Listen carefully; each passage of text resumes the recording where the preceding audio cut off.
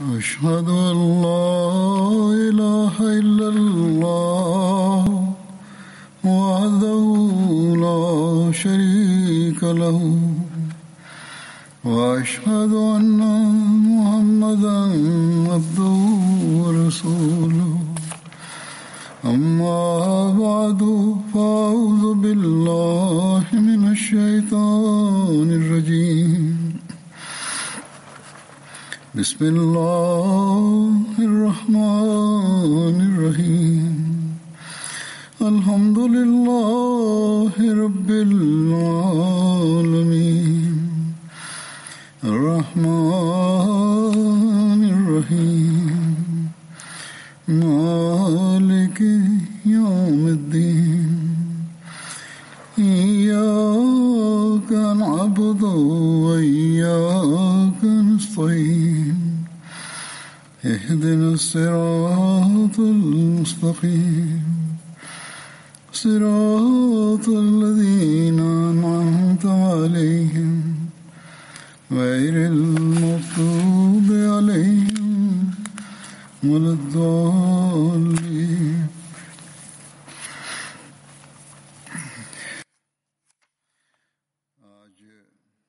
Bugün Hz. Ali bin Abi Talib bin Zikri ile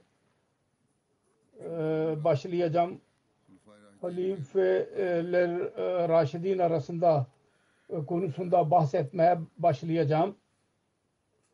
Hz. Ali bin Abi Talib bin Abdülmuttalib bin Haşim, babasının adı Abdümanaf idi. Künyesi Abu Talib idi. Annesinin adı Fatma binti Esed binti Haşim idi. Resulullah'ın peygamber oluşundan 10 sene önce doğdu. Hz. Ali radıyallahu anh'ın hülyesi, şekli, şemali arasında şöyle benziyor. Orta boyluydu, gözü kara, bedeni şişman ve omuzları geniş idi. Hz. Ali'nin annesi babasının adı üzerinde Esed koydu. Ve doğduğu zaman Ebu Talib evde yoktu. Ebu Talib geri geldiği zaman kendisinin adını Ali koydu Esed yerine. Hz. Ali'nin 3 kardeşi ve 2 kız kardeşi vardı. Kardeşi Abu Talib, Akil, Cafer ve kız kardeşler Ümmü Hani ve Ümmü Cemana. Talib ve Cemana dışında hepsi Müslüman oldular.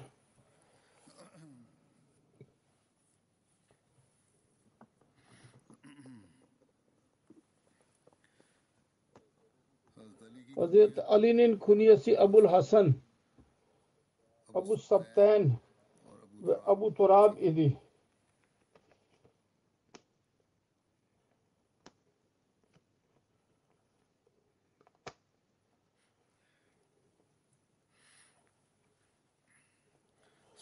Sahih Buhari'nin rivayetine göre Hazreti Süheyl bin Sa'd beyan eder. Resulullah sallallahu aleyhi ve sellem Hazreti Fatma'nın evine geldi ve Ali'yi evde bulmadı. Sordu, senin amcanın oğlu nerededir? Hazreti Fatma dedi ki, benimle onun aramızda bir konu açıldı. Bana kırıldı ve evden çıktı. Ve öğleyi dahi yanımda geçirmedi. Resulullah sallallahu aleyhi ve sellem adamın birisine dedi ki, git bak nerededir? O geldi ve dedi ki, ya Resulullah, o camide uyuyordur. Resulullah sallallahu aleyhi ve sellem teşrif buyurdu. Camiye gitti. Ve Hazreti Ali orada uzanıyordu. Onun yanından çarşafı elbisesi yoktu ve orada toprak vardı biraz. Yanında üzerinde, kemer üzerinde, arkası üzerinde. Resulullah onu sildi ve dedi ki, kalk ey Ebu Turab, kalk ey Ebu Turab. O günden beri onun künyesi Abu Turab oldu. Abu Turab ile anılmaya başladı. Hz. Resulullah sallallahu aleyhi ve sellem'in kefaletine nasıl geldi? Bu konuda beyan edilir. Mücahid bin Cebr Abul Haccac beyan eder. Kureyş bir sıkıntı içinde geldiler ve Hz. Ali için faydalı olduğu, hayır ve berekete vesile oldu. Hz. Ebu Talib'in çocukları çoktu. Resulullah sallallahu aleyhi ve sellem kendi amcası Hz. Abbas'a Banu Haşim arasında daha zengin idi. Dedi ki ey Abbas, senin kardeşin Ebu Talib'in çocukları çoktur. Bu sıkıntı vardı. İnsanların durumunu siz görüyorsunuz. Benimle beraber yürüyün, gidelim ve biraz ona yardım edelim. Onun çocuklarından birisini ben alıyorum.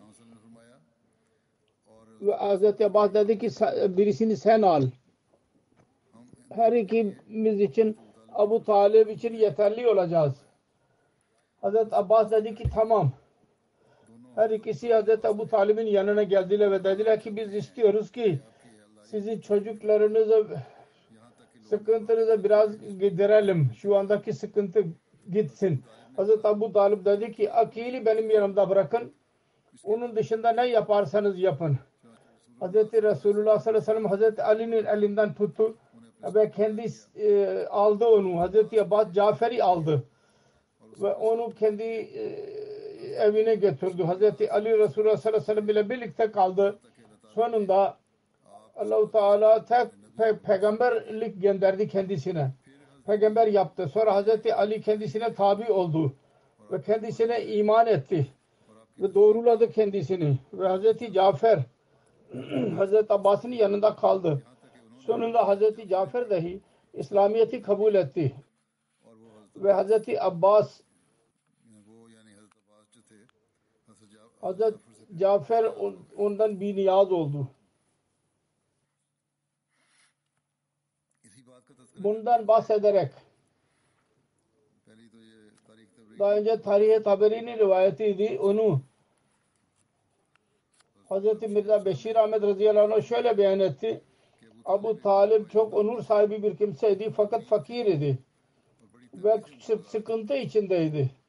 Özellikle Mekke'de bir kıtlık vardı. O günlerde onun günleri zor geçiyordu. Hz. Resulullah sallallahu aleyhi ve sellem kendi amcasının bu sıkıntısını görünce öteki amcası Abbas'a bir gün dedi ki amca senin kardeşin Ebu Talib zor durumdadır. Ne iyi olur ki onun oğullarına birisini siz eve götürün ve birisini ben getireyim. Abbas bu teklifi kabul etti ve her ikisi Ebu Talib'in yanına gittiler. Ve onun önüne bu rica ileri sürdüler. Evladı arasında Akil'i çok seviyordu. Hazreti Ebu Talib Akil'i çok seviyordu. Dedi ki Akil'i benim yanımda bırakın ve diğerleri isterseniz götürün. Cafer-i Abbas evine götürdü. Ve Ali Hazreti Resulullah sallallahu aleyhi ve sellem kendi evine götürdü. Hazreti Ali radıyallahu anh'ın yaşı o zaman 6-7 yaşındaydı. Ondan sonra Hazreti Ali daima Resulullah sallallahu aleyhi ve sellem'in yanında kaldı. Hazreti Ali'nin İslam kabul edilişi konusunda İbn-i İshak'tan rivayet vardır. Hazreti Ali bin Abi Talib Hazreti Hadice'nin İslam oluşundan ve kendisiyle namaz kılışından bir gün sonra geldi. Resulullah birlikte namaz kılışından. Ravi diyor ki Hazreti Hadice'yi ve Resulullah'ın namaz kıldığını gördü. Hazreti Ali dedi ki ey Muhammed sallallahu aleyhi ve sellem bu nedir? Resulullah sallallahu aleyhi ve sellem buyurdu. Bu Allah'ın dinidir. Kendisi için bunu seçmiştir. Ve peygamberlere bununla göndermiştir. Ben seni Allah ve onun ibadetine ve Lat ve Uzza'yı inkar etmeye davet ediyorum. Bunun üzerine Hazreti Ali kendisine dedi ki bu öyle bir şeydir ki bunun hakkında bundan önce ben hiç düşünmedim, dinlemedim. Bu konuda bir şey söyleyemem. Ebu Talib'e zikretmedikçe Resulullah bunu sevmedi. Kendi ilan etmesinden önce sırrı açığa vurulsun. Dedi ki ey Ali eğer İslam'ı kabul etmiyorsan bunu gizli tut. Hazreti Ali o geceyi geçirdi. Allah İslamiyet'i koydu kalbine ve ertesi gün Resulullah'ın hizmetine geldi ve arz etti. Ey Muhammed, geceleyin benim önümde neyi ileri sürdün? Resulullah sallallahu aleyhi ve sellem buyurdu. Sen şehadet et ki Allah dışında ibadet layık başka bir varlık yoktur. O tektir. Onun bir ortağı yoktur. Lat ve Uzza'yı inkar et. Allah-u Teala'nın ortaklarından beraat ettiğini beyan et. Hazreti Ali aynısını yaptı ve İslamiyet'i kabul etti. Hazreti Ali Ebu Talib'in korkusuyla gizli bir şekilde Resulullah sallallahu aleyhi ve sellem'in yanına geliyordu ve İslamiyet'ini gizli tuttu. Halbuki aynı yerde kalıyordu. Rivayetlerde öyledir. Neyse Usudul Gabe'nin rivayetidir bu. Hazreti Hatice'den sonra ilk mümin Hazreti Ali idi iman eden. O zaman Hazreti Ali'nin yaşı 13 idi. Bazı diğerlerde 15, 16, 18 dahi beyan edilmiştir. Siretler şundan dahi bahsettiler. Erkeklerden ilk kim Müslüman oldu? Hazreti Ebu Bakır yahut Hazreti Ali yahut Hazreti Zeyd. Bazı kimseler hallini şöyle ileri sürüyorlar. Çocuklardan Hazreti Ali ve büyüklerden Hazreti Ebu Bakır ve kölelerden Hazreti Zeyd ilk Müslüman oldular. Bu konuda Hazreti Mirza Beşir Ahmet radıyallahu anh dahi kendi fikrini ileri sürmüştür. Diyor ki Hazreti Hatice'den sonra erkeklerde ilk Müslüman onlar konusunda muharifler arasında ihtilaf vardır. Bazı kimseler Abu Bakır, Abdullah bin Abu Kafa'nın ismini söylüyorlar. Bazı kimseler Hazreti Ali'nin ki o zaman yalnız 10 yaşındaydı. Ve bazı kimseler Resulullah'ın azad ettiği köle Hazreti Zeyd bin Harisa'nın ismini söylüyorlar. Fakat bizde bu tartışma boştur.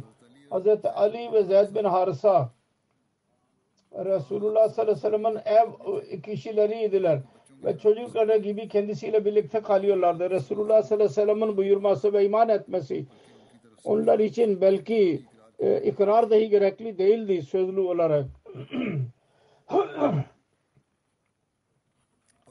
Onların isimlerini araya sokmaya gerek yok. Resulullah'ın söylemesi ve onunla iman etmesi aynı şeydir.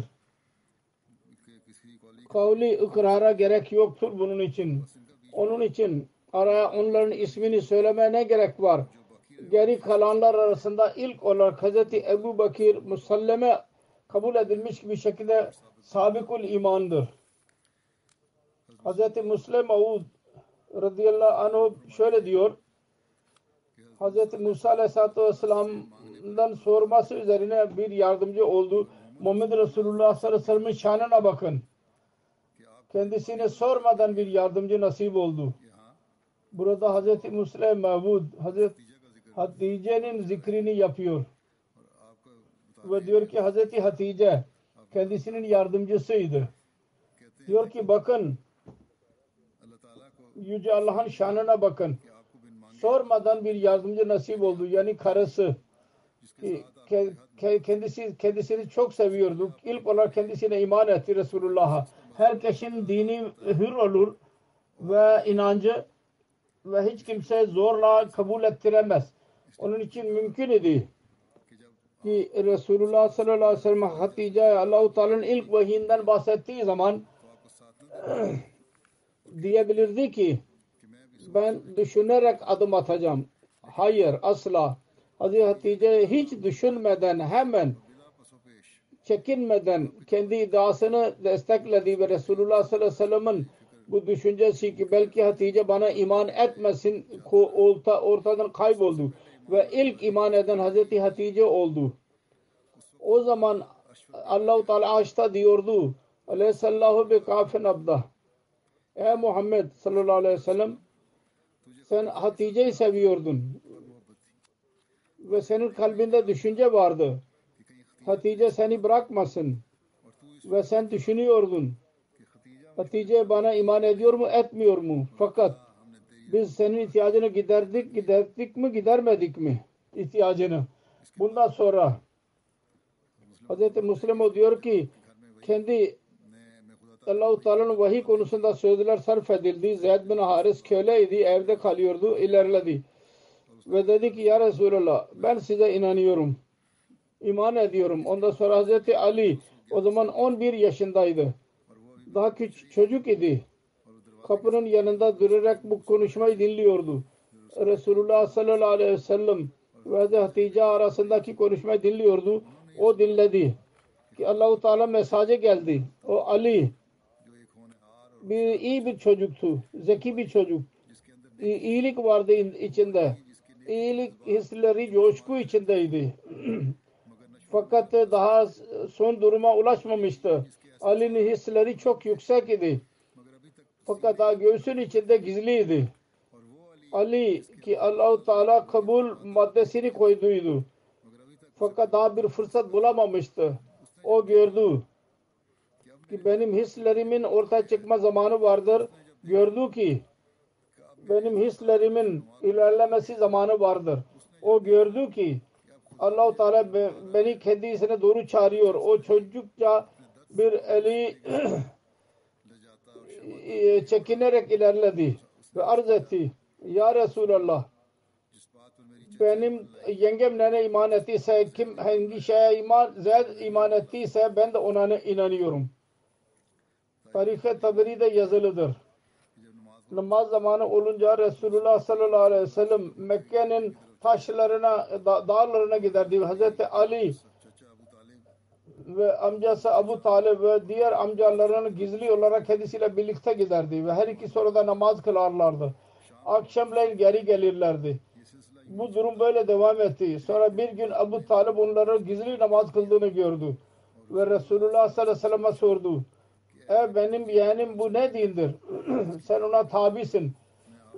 Ben seni görüyorum.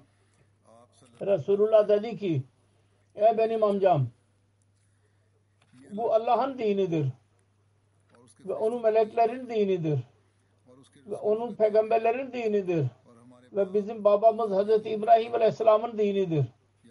Ona benzer bir şey söyledi. Dedi ki Allah-u Teala bununla birlikte insanlara beni göndermiştir. Ve dedi ki ey amca sen en fazla haklısın ki ben sana vasiyet edeyim ve bu hidayete seni çağırayım. Ve senin daha fazla akıl var ki beni kabul edesin ve bana yardımcı olasın. Ya öyle bir şey söyledi. Bunun üzerine Abu Talib dedi ki benim yeğenim ben kendim ve atalarımın dinini bırakamam. Ancak Allah adına yemin ediyorum ben yaşadığım müddetçe seni sevmediğin bir şey sana ulaşmayacak. Hazreti Mirza Beşir Ahmet bu olayı şöyle beyan etti. Bir seferinde Hazreti Resulullah sallallahu aleyhi ve sellem Hazreti Ali'nin Mekke'de bir dağın eteğinde namaz kılıyorlardı ki birden Abu Talib oradan geçti. Abu Talib daha İslamiyet'i bilmiyordu. Orada durarak hayretle bu manzarayı gördü.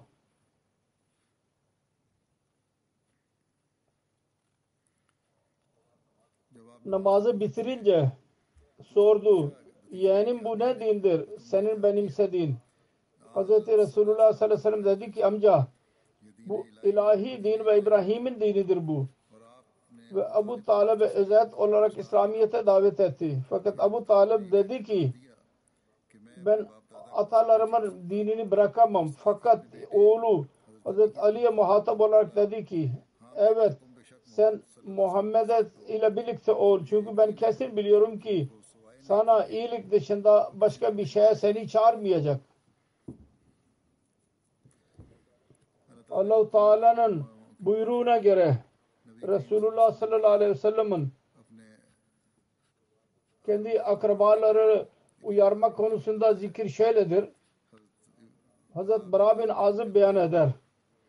Resulullah sallallahu aleyhi ve sellem'e şu ayet indi. Ve anzir aşiretakal akrabin.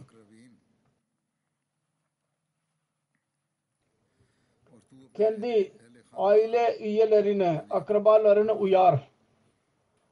Ve anzir aşiretakal akrabin.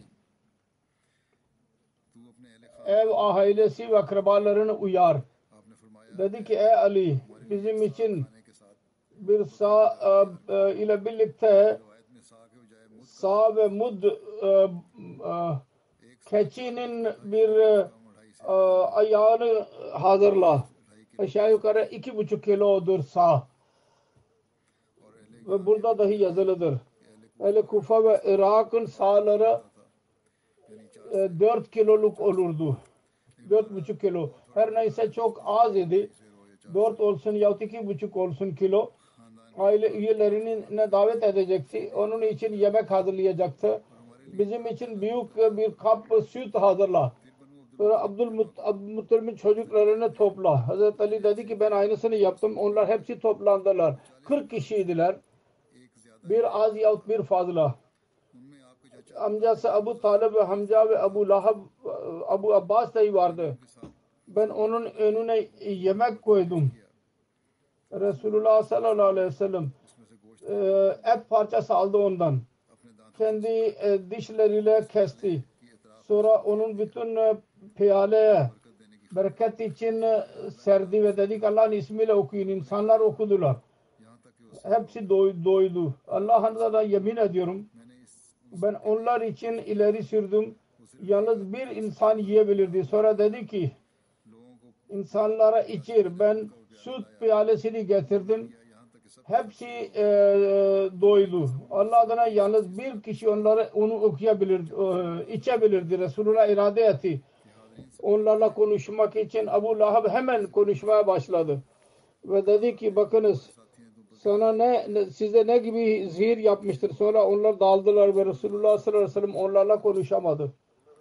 Ertesi gün dedi ki ey Ali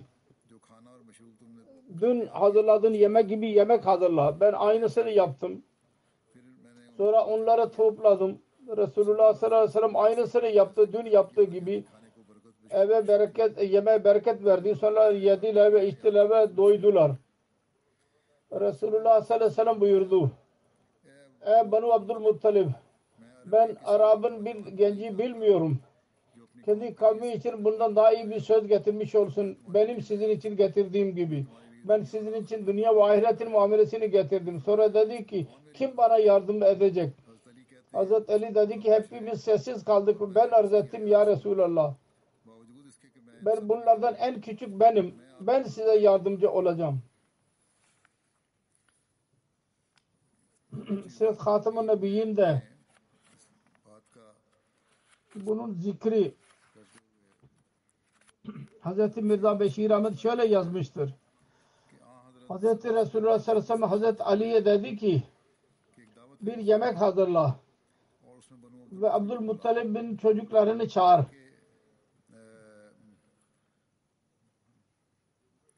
Böylece hak mesajı onlara verilsin. Hazreti Ali ziyafeti hazırladı. Ve Resulullah sallallahu aleyhi ve sellem bütün yakın akrabaları o zaman Mekke'de 40'a yakın insanları o davete çağırdılar. Onlar yemek yedikten sonra biraz konuşmak istedi. Ancak bedbaht Abu Lahab öyle bir şey söyledi ki hepsi münteşir oldular, daldılar. Bunun üzerine Resulullah sallallahu aleyhi ve sellem Hazreti Ali'ye dedi ki biz fırsat bulamadık. Tekrar ziyafeti hazırla. Akrabaları tekrar toplandılar. Resulullah onlara muhatap oldu ve dedi ki ey Banu Abdülmuttalib bakın ben size öyle bir şey getirdim ki bundan daha iyi bir şey başka birisi kabilesine asla getirmemiştir. Ben size Allah'a davet ediyorum. Eğer benim sözümü kabul ederseniz din ve dünyanın en büyük nimetlere varis olursunuz. Söyleyiniz. Bunda kim bana yardım edecek? Hepsi sessiz kaldı. Mecliste bir sessizlik vardı. Birdenbire bir taraftan 13 yaşındaki bir çocuk gözlerinden su akıyordu. Kalktı ve dedi. Ben en zayıf benim ve en küçük benim. Fakat ben sizinle beraber olacağım. Bu Hazreti Ali'nin sesiydi. Hazreti Resulullah Hazreti Ali'nin bu sesini duydu. Akrabalarına bakarak dedi ki eğer bilseniz bu çocuğun sözünü dinleyin ve onu kabul edin. Bu manzarayı gördüler. İbret alacaklarına hepsi güldüler. Ve Abu Lahab kardeşi Abu Talib'e dedi ki bak Muhammed sana emrediyor. Çocuğuna tabi ol. Ondan sonra bunlar İslam ve Resulullah'ın zaafı üzerinde gülerek oradan ayrıldılar.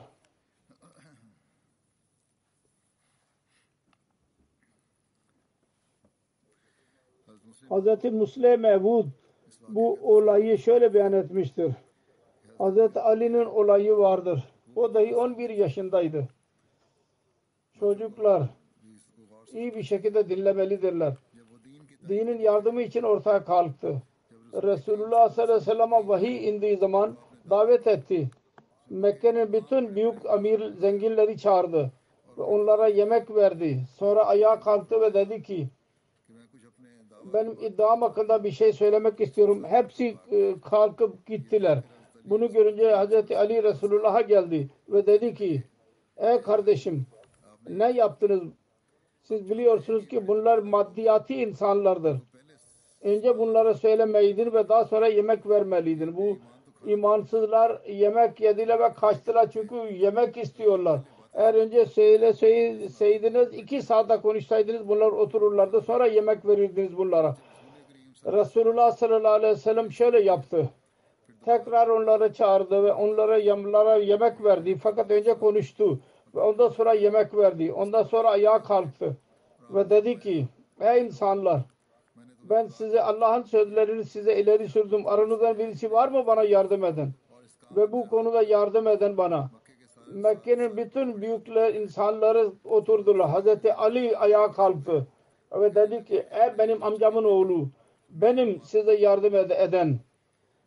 Dedi ki bu küçük çocuktur. Tekrar ayağa kalktı ve dedi ki ey insanlar aranızdan birisi var mı bana yardım edecek olan?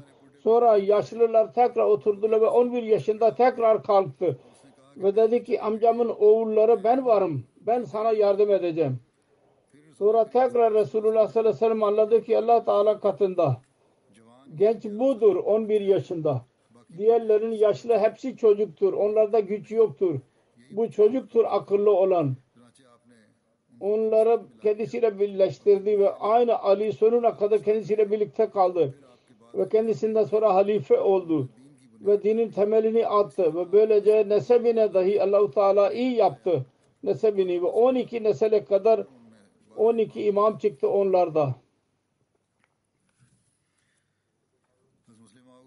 Hz. Musleh Mevud radıyallahu anh bir yerde şöyle diyor. Hz. Ali iman ettiği zaman çocuk idi. Ve şunu düşünerek Müslüman oldu ki İslam için her çeşit musibete katlanacağım. Katmalıyım. Özveride bulunmam lazım.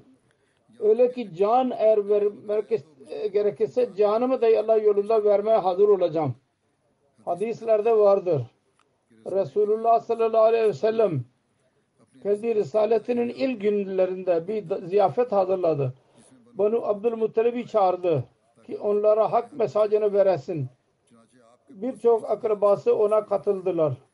Hepsi yemek yediler ve ayağa kalktı ve konuşmak istedi. Fakat Abu Lahab hepsini dağıttı ve kendi sözünü dinlemeden kendi evlerine döndüler. Çok hayret içinde kaldı. Ne kimselerde yemek yiyorlar fakat söz dinlemiyorlar. Meyus olmadı. Hazreti Ali dedi ki tekrar onlara davet edelim onlara. Tekrar hepsini çağırdılar yemek için. Onlar hepsi doydular.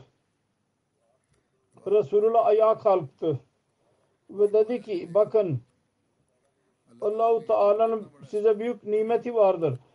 Sizi peygamberiniz aranızda seçmiştir. Ben sizi Allah'a davet ediyorum. Eğer benim sözümü kabul ederseniz din ve dünya nimetlerine varis olursunuz. Aranızdan birisi var mı? Bu işte bana yardım etsin. Bunu dinleyerek bütün meclis sessiz kaldı. Sessiz durum idi. Birdenbire bir köleden bir çocuk kalktı ve dedi ki ben en zayıf kişi benim ve yaşta en küçük benim. Fakat ben size yardımcı olacağım. Bu çocuk Hazreti Ali idi. O zaman İslamiyet'i kabul etti.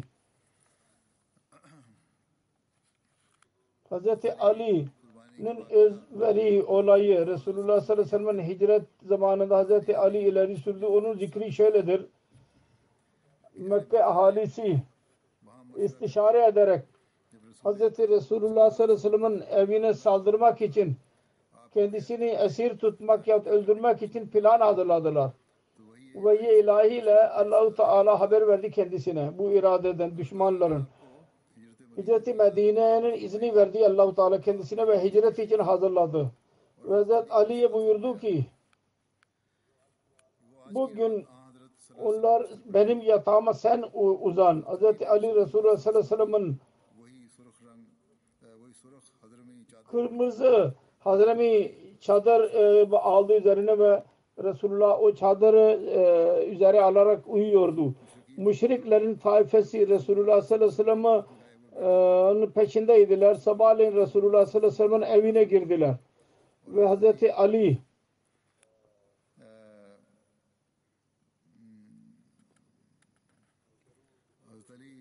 yaktan kalktı. Hazreti Ali'ye yaklaştılar. Kendisini tanıdılar. Ve dediler ki senin dostun nerededir? Resulullah konusunda. Hazreti Ali dedi ki ben bilmiyorum. Ben Resulullah sallallahu aleyhi ve sellem'in bekçisi miydim? Siz onu Mekke'den çıkın dediniz. O çıktı. Müşrikler kendisini azarladılar ve dövdüler. Kabe'ye götürdüler ve biraz orada esir tuttular. Sonra kendisini bıraktılar. Sonra başka bir siret kitabında yazılıdır. Resulullah sallallahu aleyhi ve sellem'in buyruğuna göre Hazreti Ali 3 gün sonra Mekke ahalisinin emanetlerini geri vererek hicret ederek Resulullah'a ulaştı.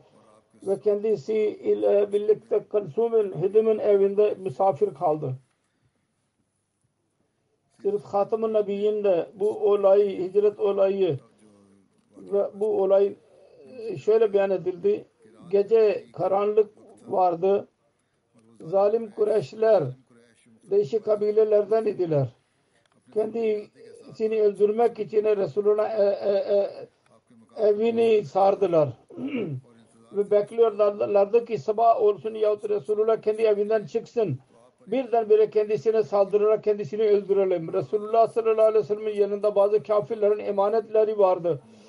Bütün muhalefetlere rağmen genellikle insanlar emanet doğruluğunun yüzünden kendisine bırakırlardı emanetlerini.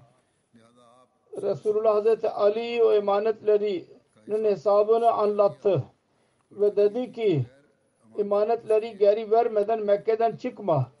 Ondan sonra Resulullah dedi ki sen benim yatağıma yat ve teselli verdi ki Allah-u Teala'nın lütfuyla sana bir eziyet verilmeyecek. O uzandı ve kırmızı çarşaf onun üzerine serdi.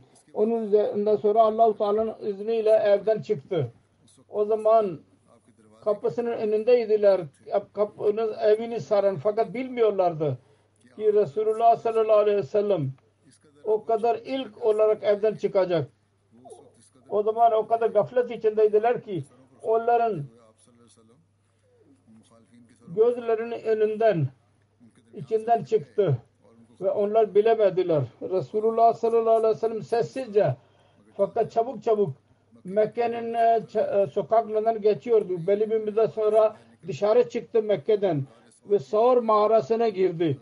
Hazreti Ebu Bakr ile birlikte önce karar verildiydi Hazreti Ebu Bakr ile birlikte. O dahi birleşti kendisiyle. Savr mağarası mukaddes bir yerdir o günden beri. Mekke'den güneyde fakat Medine'nin diğer tarafında 3 mil dışında dağda vardır. Ve onun yolu dahi çok zordur. Medine tarafında değil diğer taraftadır. Muhalif semtinde. Oraya giderek önce Hazreti Ebu Bakır yeri temizledi içeri girerek. Sonra kendisi dahi içeri girdi. Sonra Kureyş kendi evini sarmışlardı. Belli bir müddet sonra bakıyorlardı evine. Hazreti Ali'nin uzandığını görüyorlardı. Mutmain oluyorlardı. Sabah oldu. Bildiler ki Muhammed çıktı oradan. Sağa sola kaçıştılar. Mekke'nin evlerini aradılar. Hesaplarını fakat bir şey bulamadılar. Hazreti Ali yakaladılar ve biraz dövdüler. Bu özverinin zikrini Hazreti Ali Hazreti Müslim şöyle beyan etmiştir. Diyor ki Resulullah sallallahu aleyhi ve sellem evden çıkarken Hazreti Ali'ye yatırdı. O zaman yatak yoktu. Yer karyola olmazdı. Kendi karyola üzerine serdi diyorlar bazı yerlerde. Yanlıştır bu. Oradan geçti Resulullah ve bazı kimseler yatak hazırladılar. O zaman karyola olmazdı. Bazı kimseler gördüler. Fakat zannettiler ki bu başka birisidir. Belki kendisiyle görüşmek için gelmiş olacak ve geri gidiyor şimdi. Onun sebebi şuydu ki Resulullah sallallahu aleyhi ve sellem çok cesaretli bir şekilde çıktı. Ve tabiatında zerre kadar korku yoktu. Onlar dediler ki o kadar cesaretli bir şekilde dışarı kim çıkabilir? Başka birisidir. Kendisiyle görüşmek için gelmiş olacak. Ondan sonra kapının deliğinden içeri baktılar. Teselli bulmak için ki dışarı çıkmış olmasın. Adamın birisinin uyuduğunu gördüler ve zannettiler ki budur Muhammed sallallahu aleyhi ve sellem. Her neyse bütün gece orada bekçilik yaptılar kapıda. Uygun zaman gördüler, içeri girdiler. Ve belki de şüphe ettiler ki bu Resulullah'ın bedeni değil. Baktılar. Her neyse baktılar ki uyuyan Hazreti Ali'dir. Resulullah sallallahu aleyhi ve sellem değil. O zaman anladılar ki Resulullah sallallahu aleyhi ve sellem selametli bir şekilde çıkmıştır. Onun için yalnız başarısız dışında bir şey baki kalmamıştır. Başka bir yerde Hazreti Müslim beyan ediyor. Allah-u Teala Hazreti Ali'ye bu yüce özveride bulunmayı nasip etti. Resulullah sallallahu aleyhi ve sellem hicret için geceleyin evden çıkmak istediği zaman Resulullah Hazreti Ali'ye dedi ki benim yatağıma yat ki kafirler eğer bakarlarsa görsünler ki birisi orada uyuyordur yatakta ve onlar sağa sola çıkmasınlar taakkub için benim arkamdan. O zaman Hazreti Ali demedi ki ya Resulallah evin etrafında Kureyş'in gençleri vardır, ellerinde kılıçlar vardır. Sabahleyin öğrenirlerse ki siz dışarı gittiniz, bana saldırarak beni öldürebilecekler. İtminan, teselliyle Resulullah sallallahu aleyhi ve sellem'in yatağına yattı ve kendi çarşafını onun üzerine serdi. Sabah oldu. Kureyşliler baktılar ki Muhammed Resulullah sallallahu aleyhi ve sellem'in yerinde Ali kalkmıştır. Başarısız üzerine öfkelendiler. Hazreti Ali'yi dövdüler. Fakat ne olabilirdi ki? Allah-u Teala'nın yazısı takdiri kabul edilmişti. Ve Resulullah selametli bir şekilde Mekke dışına çıkmıştı. O zaman Hazreti Ali nerede bilsin ki bu iman neticesinde neyi elime geçecek? Evet Allah biliyordu ki bu özveri neticesinde yalnız Ali onur bulmayacak. Hazreti Ali'nin evladı dahi onur bulacak. Hazreti Ali'ye ilk lütfu yaptı Allah-u Teala ki ona Resulullah sallallahu aleyhi ve sellem'e damat yaptı kendisini. İkincisi şu ki Resulullah sallallahu aleyhi ve sellem'in kalbinde o kadar sevgi yarattı kendisi için ki birçok defa kendisini methetti Resulullah.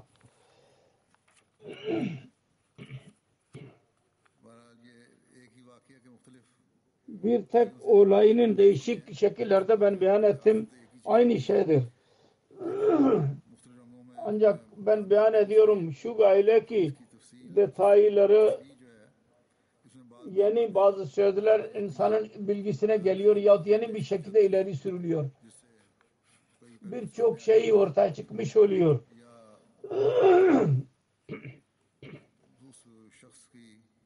Yahut sahabin Hazreti Ali konusunda Hazreti Ali'nin kişiliğinin değişik yönleri önümüze geldi.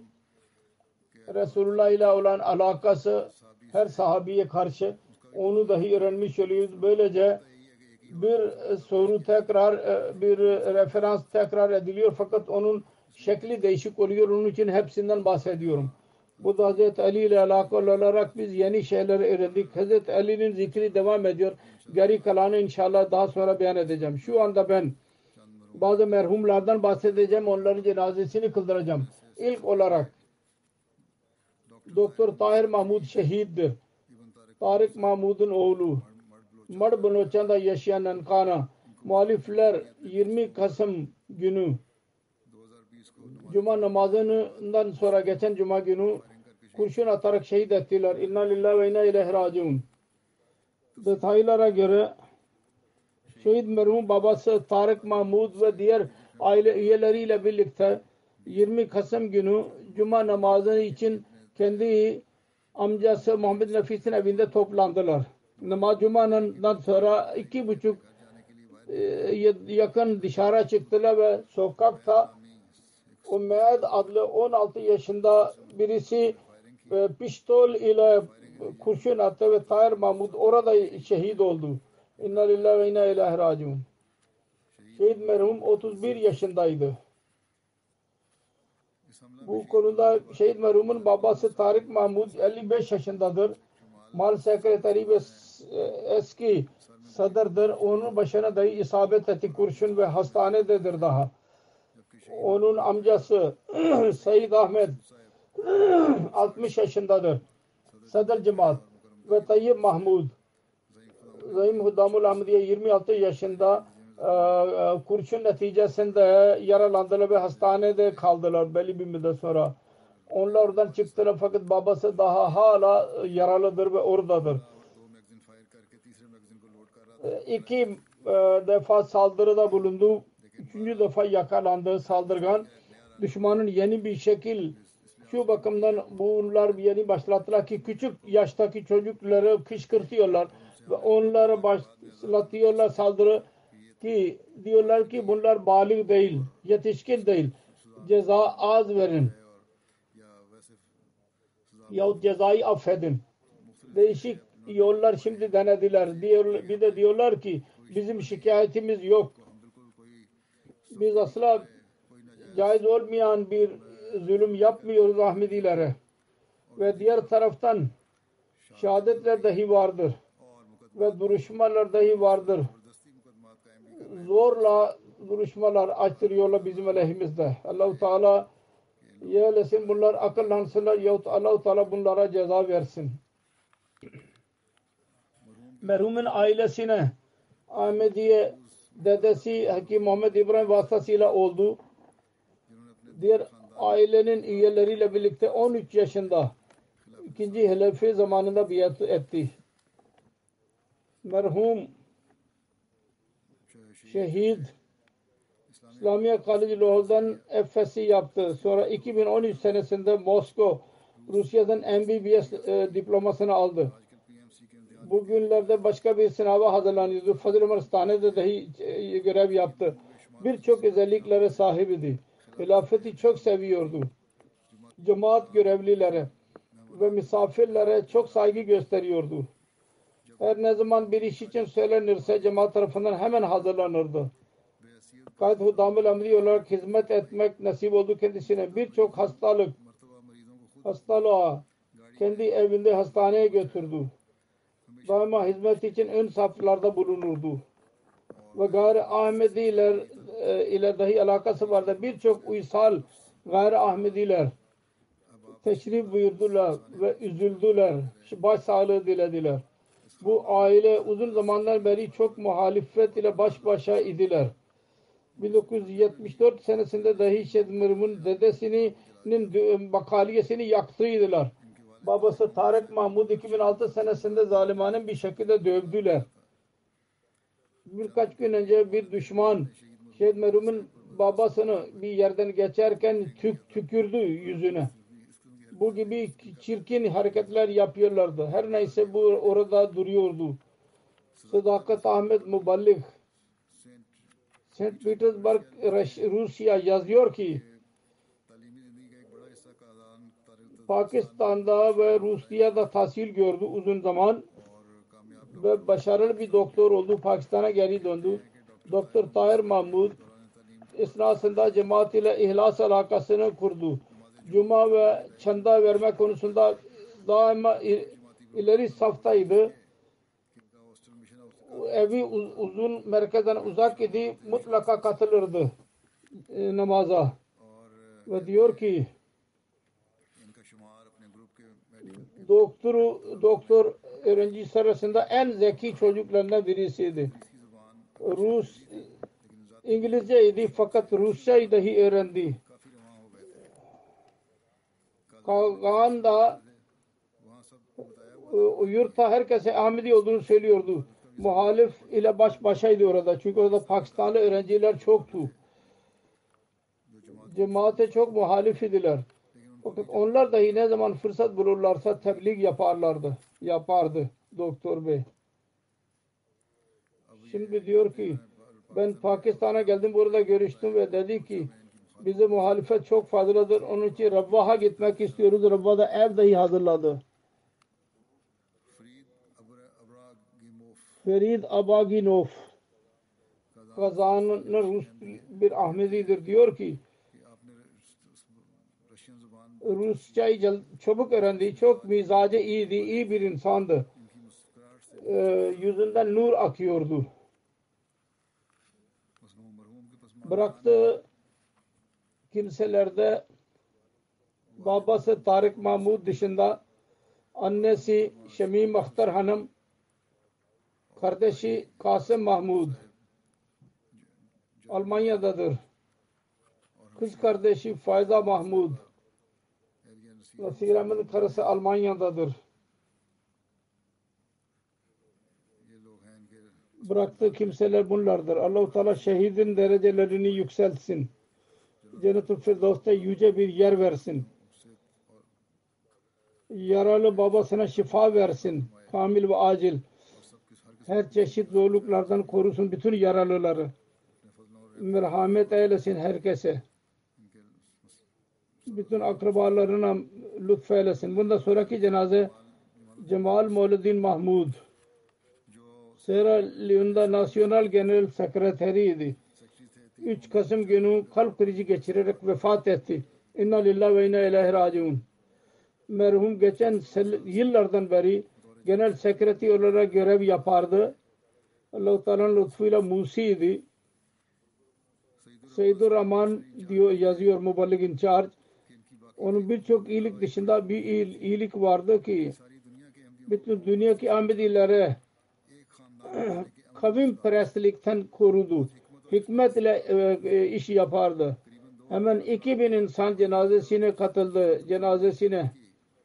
Bu arada 2 bakan, Chief of Army Staff Sierra Leone, birçok parlamento üyeleri, Paramount Chiefs ile birlikte büyük kimseler oradaydılar. Mübarek Tahir Sekreteri Nusret Cahan yazıyor. Merhum çok ilaç sahibi, fedai ve cemaate hizmet eden birisiydi. Uzun zamandır beri genel sekreter olarak görev yapardı. Sierra Leone'un genel menajeriydi, yardımcısı. Gana'dan alakası vardı. İbrahim Koca Mahmud babasıydı. Hz. Maulana Nazir Ahmed Mubashir kendisini tahsil zamanında hizmet için Sierra Leone'a gönderdiydi. Diyor ki Barık Tahir Bey 13 seneye kadar Rokopur'da kaldı. Kendisinin yanında bıraktıydı babası. Başlangıçtan beri dindar idi.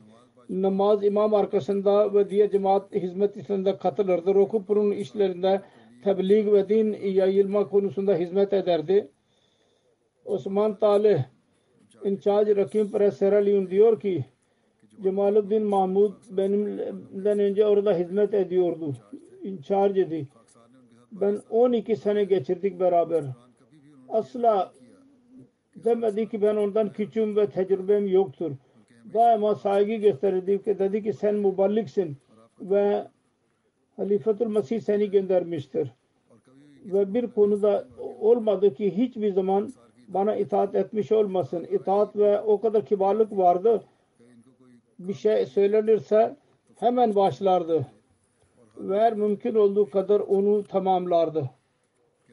Diyor ki ben bu arada çok şey öğrendim kendisinden. her gün teheccüd namazını kılardı. Cemaat ile birlikte namaz kılardı. Namazın güzelliği o kadar gıpta ederdi. Huşu ile namaz ada ederdi. Hilafeti çok severdi. Ve her cuma hutbesini dinlerdi. Sonra yazıyor. Sierra Leone'un tecrübesine göre Cemal ve birçok çocuğu evinde tuttu. Kendi parasıyla onlara tahsil verdirdi. Şu anda iyi yerdedirler ve onu iyi bir şekilde hatırlıyorlar. Navid Kamer Murabbi yazıyor. Cemaat işlerine katılırdı. Babası ve ailenin üyelerinin adıyla Tehrik-i Cedid'in çandasını verirdi. Tehrik-i Cedid ve Vakf-ı Cedid. Her zaman Rukupura gelirse meşruf olmasına rağmen camiye gelirdi.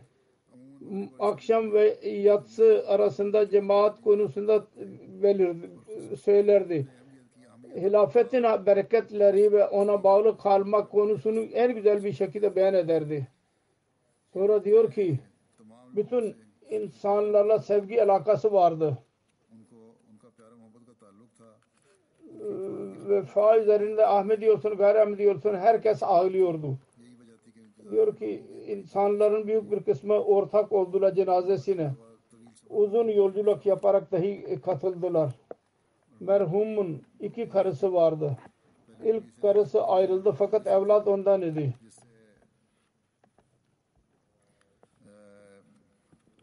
2 kız ve 2 oğul vardı ondan. Bir oğul evlendi. Bir kız Avustralya'dadır. Diğerler Gana'da tahsil görüyor. Dana'da tahsil görüyor. Sierra Leone'da tahsil görüyor. İkinci karısının evladı yoktur. Allah-u Teala merhume mağfiret eylesin, derecelerini yükselsin. Ve onun çocuklarının dahi onun iyiliklerini cari tutmayı nasip eylesin. Bundan sonraki cenaze Amtussalam Chaudhry Salahuddin'in merhumun karısı Sabık Nazım Caydad ve Müşire Kanuni'nin cenazesidir.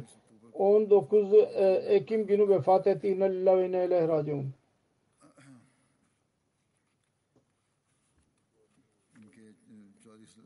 Chaudhry Salahuddin Bey Hz. Mesih Maud Aleyhisselam Salabe Chaudhry Abdullah Khan ve Amna Bibi'nin her ikisi dedesi ve ninesi sahabi idiler. Eshablardan idiler. Oğlu Neymuddin Bey yazıyor. Benim hayatıma en güzel etki yaptı annemin konusunda. Onlardan birisi annenin bizim namazları korumak idi. En kuvvetli idi bu konuda. Benim annem. Namaz kıldırırdı mutlaka. Bizim ev bir otel gibiydi. Tahsil için akrabalar bizim evde kalırlardı. Ve senelerce orada ikamet ederlerdi. Annem her konusunda herkese bakardı. Bütün akrabalar namaza bağlı kalsınlar, namaz eda etsinler. Çocuklara Kur'an dersi verirdi. Ders dahi verdirirdi. İkinci şey, evde mukim insanlar için her çeşit kolaylık sağlamak onlara. Eğer bir gün hizmetçi kadın izinli olursa kendi bütün çocukların elbisesini kendi eliyle yıkardı. Bizim Rabba'ya gelen akrabalarımız çoktu. Baba cemaat işleri yüzünden evde olmazdı. Annem bütün misafirlere hizmet ederdi. Hiç eksiklik bırakmazdı. Ben büyük oğluydum. Ben bakardım ki ben misafire iyi bakalım. Ve hiçbir eksiklik yapmayalım. Sonra diyor ki benim ninem baba ve anne tarafından evde kalırdı uzun zamandan beri ve biz 6 kardeş idik ve uzun zaman ailenin çocukları dahi bizim evde kalırlardı tahsil için. Fakat bütün duruma rağmen her içe büyüklere yıllarca hizmet etti en güzel şekilde.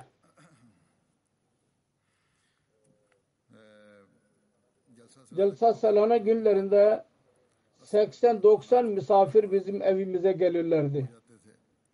Onların ikameti yemek için orada çadır kurulurdu. Köyden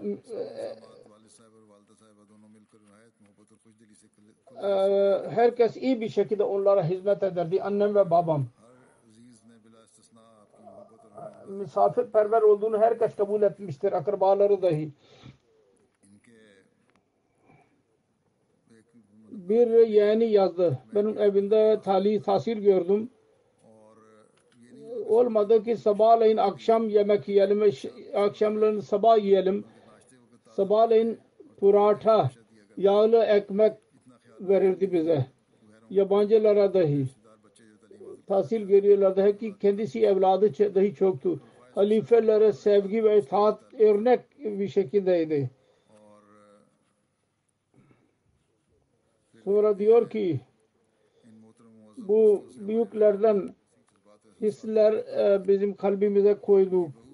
Nabila Naim gelini vardı, diyor ki merhume çok büyük iyilikleri sahibidir, namazlara bağlı, Kur'an-ı Kerim'i tilavet eden, teheccüdü hiç kaçırmayan, sabır ve şükür eden bir bayan.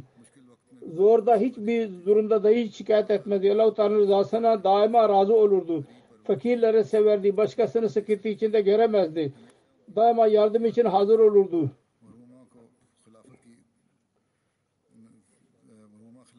Hilafetin itaatinde vefada ön saflardaydı. Allah-u Teala onun evladını ve onun neslini dahi bu iyiliklere sahip kılsın. Merhumeye mağfiret eylesin ve derecelerini yükseltsin.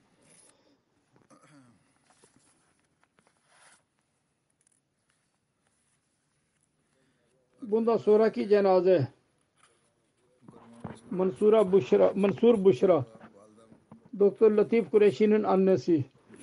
6 Kasım günü 97 yaşında vefat etti. İnna lillahi ve inna ileyhi raciun. Hz. Mesih Maud Aleyhisselatü Vesselam'ın sahabisi, hatta eshablar. Hz. Munshi Fiyaz Ali Kapur Thalvi'nin torunu ve Şeyh Abdurreşid'in torunuydu baba ve anne tarafından. Her ikisi sahabidirler. Hz. Ammacan radıyallahu anha ya yakın alakası vardı merhume. Son ayağına kadar namaz kılmayı hiç unutmadı. Cuma hutbesini emtiyede mutlaka dinlerdi. İyi vefalı bir bayan idi. Merhume Allah-u Teala'nın lütfuyla Musiye idi. Latif Kureşi'nin annesiydi söylediğim gibi. Ve geçen günlerde Latif Kureşi ve onun hanımı Şefkat Göver dahi vefat ettiler. Onlar dahi yaşadığı müddetçe hizmet etti bu zata. Her neyse. Onun hayatında her ikisi vefat ettiler. Onun torunu şu an diyor ki benim dedem, ninem hilafette aşık idi.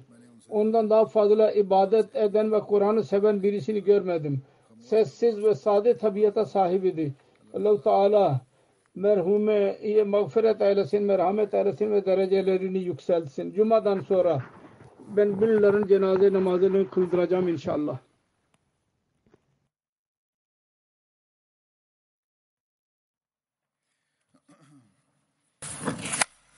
Elhamdülillah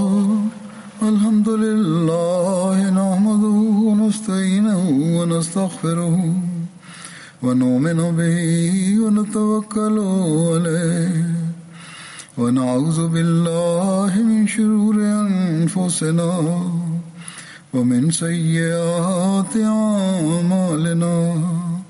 Men yahdihillahu fela mudille lehu ومن يضلله فلا هادي له ونشهد أن لا إله إلا الله ونشهد أن محمدا عبده ورسوله عباد الله رحمكم الله إن الله يأمر بالعدل والإحسان وإيتاء ذي القربى وينهى عن الفحشاء والمنكر والبغي يعظكم لعلكم تذكرون اذكروا الله يذكركم وادعوه يستجب لكم ولذكر الله أكبر.